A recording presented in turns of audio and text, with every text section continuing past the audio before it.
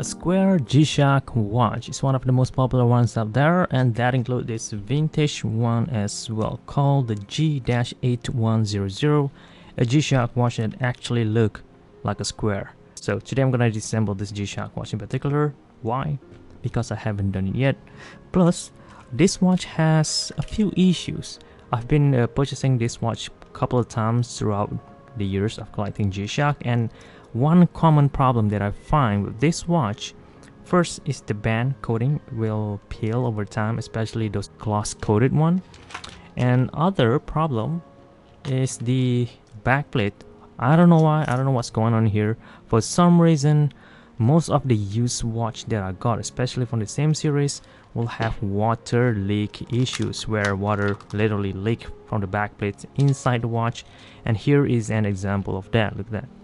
A lot of rust going on over there on this O-ring, and this basically makes the watch dead.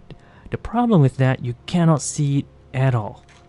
The exterior component of the watch will look totally clean, like there's nothing at all, but once you take one of these screws, you'll notice there's a rust in there, and then yeah, you know that something is damaged in there, and there's no way for you to replace it because this is all, you cannot find a replacement part anymore. So just in case you stumble upon the situation, so perhaps you might find this video useful, or if you are a collector for this specific G-Shock watch, which I'm sure they are out there due to how rare this thing is, and also how good looking they are actually, because it is quite small, it is considerably sleek for a G-Shock watch category, which is big case. Most of them, you know, like one of them wearing right now, the disassembly, haven't been wearing it for a while. So okay, now removing 4 screws, basically screw bar, and 2 screws to lock the bezel in place. One over here and one over here, not really to lock the bezel, but this side guard which hold this band, which the band will hold the bezel. So everything in here, side, front, and the band itself, was built to integrate with one another and supporting each other, making them incredibly strong. The look size of this watch is incredibly odd. There's, you know what, there's no size to this watch band. Look at that. The shape is totally different. This is not your ordinary lug structure. If you leave it bare like that, it is incredibly thin. Well, the screws actually goes in there, not here, but this is the part that holds this watch band into place. Even without screws, everything still hold each other, and even without the screws, you could still wear this G-Shock watch without worrying that it might falls off. That is something that this watch can't do. Most G-Shock watch cannot do, and most watch on the market cannot do as well. That is very cool design. So the only way for you to remove this is just, you know, by forcing it out. Normally they won't break. I've never had any issues with this part breaking yet as of right now, considering the age of this watch, just about, I believe, 15 years, 10 years. Anyway, they won't break, so you're gonna need to force it out. There's the only way for you to do that, because it was clip, and you know what, to remove a clip you're gonna need to force it out. And once you do that, you could now remove this side button guard like that very easily. One over here and one over here.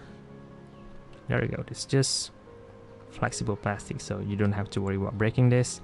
This part also pretty flexible, so that's why it is easy. And this bezel could now be removed. That is the last step. Just it was hooked over this screw, I believe, guard. Take this thing out, both sides, and push it up from the front like the button. There you go. That is how the bezel look like. So if you want to change the parts, band and bezel, if you find any out there, which is very hard to find, but if you do find them, this is how you perform the band and bezel swap. Okay, very easily. Nice bezel though, square shape. Now the watch itself, look at that, actually square shape. This is actually metal piece, which it was double-sided tape like that, so you could remove them if you wanted to. All right, take them both out like that very easily. What else? Yep, that's pretty much it for the exterior component. Now let's have a look on the inside of the watch by removing all these 4 screws on the corner. Now just lift it up. There you go. There's your piezoelectric speaker over there. That is your back cushion.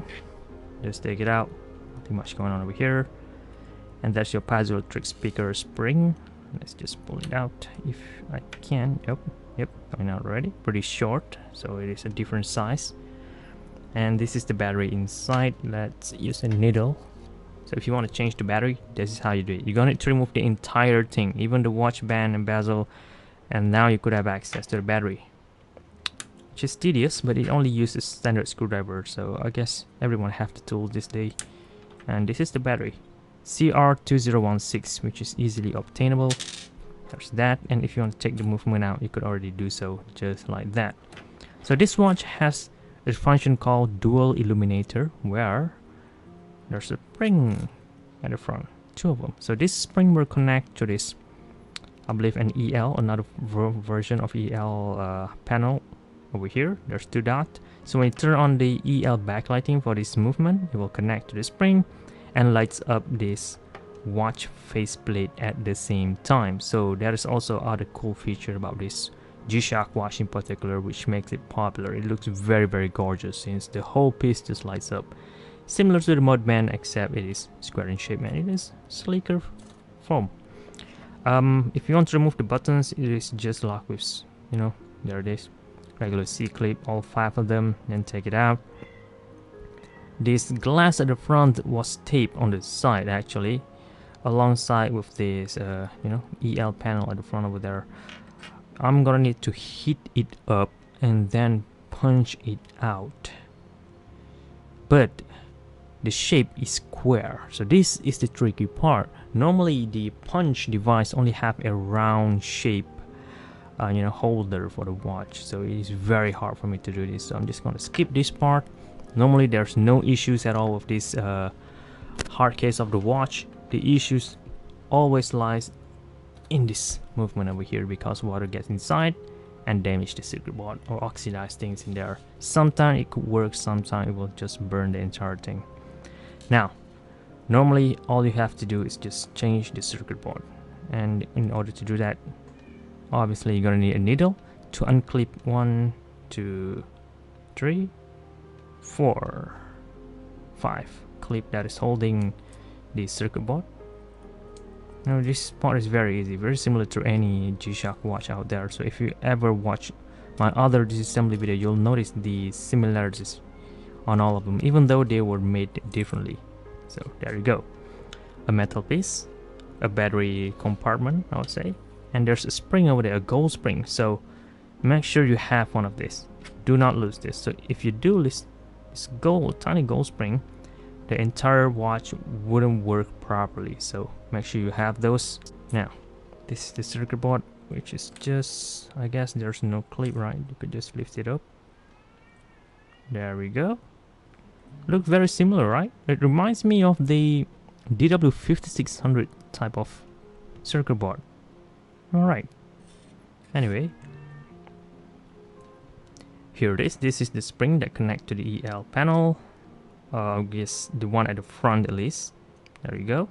There's these 2 more tiny springs that connect to the interior EL panel, which is, oh, it falls down. This guy over here, pretty standard, sticks there, which is good. That is your LCD display, just in case it got faded, which it could happen. You're gonna need to check the connection, you know, just in case it got leaked. Sometimes LCD leak is an issue that happen to most G-Shock watch as well. This is how you have access to this part and fix it. Or if you want to change this polarizer, you could do that as well. But note that there's this drawing of the lines, the indicators, everything was printed on here. So yeah, you're gonna end up risking removing all those at the same time as well. So here it is, guys, the entire component that made the G8100 square G-Shock fashion watch. Yeah, if you check the descriptions, Casio make this for fashion actually. So I'm gonna need to assemble the entire thing. Perhaps, you know, try to fix one of this because the rust gets in there, and it actually, let's see now if I could show it to you guys. Here it is. Look at that, look at how badly damaged this circuit board is. So if I'm just gonna try to swap one by one parts in here and see what I could salvage out of this dead module. I'm trying to make the most out of this actually, because it's already broken. Anyway, that's it for me guys. I hope you learned something in this video.